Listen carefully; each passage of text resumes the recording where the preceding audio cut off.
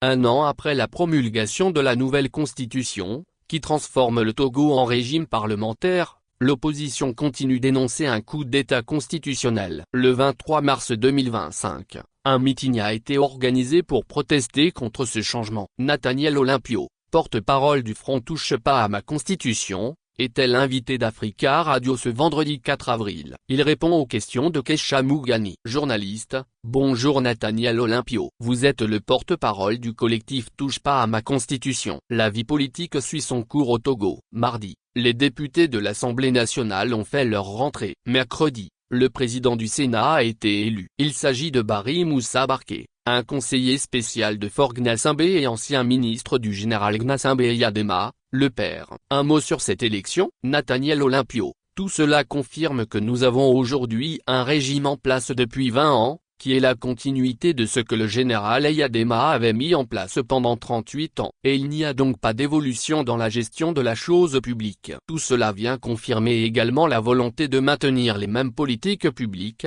avec les mêmes personnes, et donc au final, rien ne change dans le pays. Tout est figé, y compris les personnes. Journaliste, alors, bientôt un an depuis l'adoption de la nouvelle constitution, qui a acté le passage d'un régime semi-présidentiel à un régime parlementaire. L'opposition continue de contester cette constitution, et pourtant, son application ne fait que se concrétiser. Où voulez-vous en venir avec cette contestation? Quels sont les objectifs à long terme? Nathaniel Olympio. L'objectif est de continuer à faire comprendre à ce régime qu'on ne peut pas remplacer une constitution nuitamment, sans informer le peuple togolais. C'est ce qui s'est passé. On s'est levé un jour et on a découvert sur les médias que notre constitution avait été remplacée, purement et simplement. Cette contestation, c'est pour marquer la volonté du peuple togolais. Les Togolais vont continuer de contester vigoureusement cette constitution jusqu'à ce que nous revenions à un ordre constitutionnel consensuel. Vous savez, la constitution a été remplacée dans un contexte où M. Faure Gnassingbé avait terminé son 4e mandat, et il était supposé faire face à une élection pour briguer un 5e mandat, ce qui n'était plus acceptable pour les Togolais. D'ailleurs, ce n'était même plus envisageable dans la sous-région, où les Sénégalais avaient déjà mis un terme à la velléité du président Macky Sall de faire un 3e mandat. Et donc, pour que M. Faure Gnassingbé vienne postuler à un 5e mandat, c'est simplement quelque chose qui ne peut pas se réaliser. Ce n'est pas acceptable. Et ils ont trouvé la supercherie de remplacer purement et simplement la Constitution pour maintenir M. Faure Gnassingbé dans un pouvoir à vie. Et ça, les Togolais ne vont pas l'accepter. Journaliste, vous souhaitez justement mobiliser les Togolais. Mais comment souhaitez-vous qu'ils se mobilisent, puisque les manifestations de rue sont interdites depuis 2022, surtout que la police et l'armée sont plutôt du côté du pouvoir? Nathaniel Olympio. Écoutez, les Togolais ont le droit constitutionnel de manifester. C'est vrai, et ce droit est aujourd'hui complètement mis entre parenthèses par le régime, qui ne veut pas que les Togolais puissent s'exprimer. On met en prison des jeunes qui font des messages TikTok. On met en prison des jeunes qui font des poèmes pour exprimer leur mécontentement du régime. Donc, la répression, elle est très élevée. Mais cela n'empêche pas que nous continuons de parler avec les Togolais. Et nous continuons de sensibiliser les Togolais. Je ne saurais pas vous dire exactement quand, mais il viendra un moment où les Togolais, ne voulant plus de ce régime, un événement se produira, et les Togolais, comme un raz de marée, vont exprimer leur rejet de ce régime. Cela se produira d'une façon ou d'une autre. Journaliste, vous dénoncez aussi le silence de la CEDEAO. Mais le gouvernement togolais a plutôt de bons rapports avec les autres membres. Nathaniel Olympio. La CEDEAO a toujours fait preuve de beaucoup de bienveillance à l'égard du régime togolais,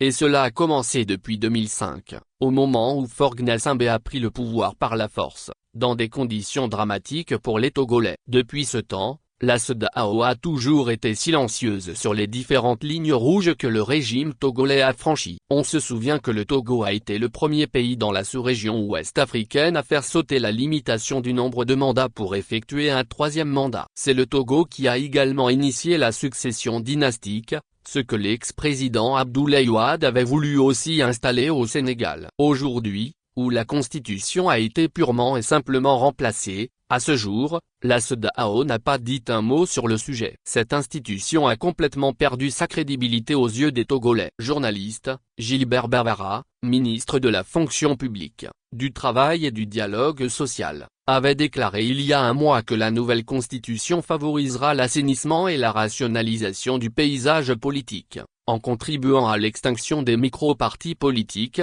et de ce fait, à la réduction de la fragmentation du paysage politique togolais. Qu'auriez-vous à répondre à cela? Nathaniel Olympio. C'est du dilatoire. Parce que ce n'est pas la Constitution qui est la charte des partis politiques. Et s'il y avait une réforme à faire dans l'organisation des partis politiques, cela ne devrait rien avoir à voir avec le remplacement de la Constitution. Monsieur Bavara, depuis qu'il est ministre, il y a de cela 18 ans, son gouvernement et le régime auquel il appartient n'ont pas apporté aux Togolais le bien-être qu'il faut. Et ce n'est pas la Constitution qui les a empêchés de créer un environnement de bien-être pour les Togolais. C'est la pratique des politiques publiques qu'ils ont mises en place qui ont appauvri les Togolais et qui privent les Togolais de leurs droits les plus fondamentaux. Le remplacement de la Constitution a un seul objectif, permettre à M. Faure Gnassingbé de rester au pouvoir pour la vie. Journaliste, il est reproché justement aussi aux partis d'opposition d'être trop éclatés, d'être divisés. Par exemple, certains ont décidé de se présenter aux législatives. Mais vous défendez le fait qu'il ne faut pas se présenter à quelque élection que ce soit. Mais pourquoi vous ne vous mettez pas d'accord pour créer un parti commun? Nathaniel Olympio. Parce que l'opposition togolaise participe à des élections, et cela n'a strictement rien changé. Parce que les élections sont devenues, au Togo, un instrument de confiscation du pouvoir. On ne peut pas faire évoluer les choses au Togo par la voie électorale. Il faut que le peuple reprenne son pouvoir, sa souveraineté, puisque la voie électorale qui était censée réguler la vie politique a été confisquée, et elle est fermée. Il faut donc que le peuple togolais puisse reprendre sa souveraineté, et c'est ce à quoi nous travaillons. Journaliste, merci Nathaniel Olympio. Donc je rappelle que vous êtes le porte-parole du collectif Touche pas à ma constitution. Merci beaucoup. Actualité feature pays politique Togo.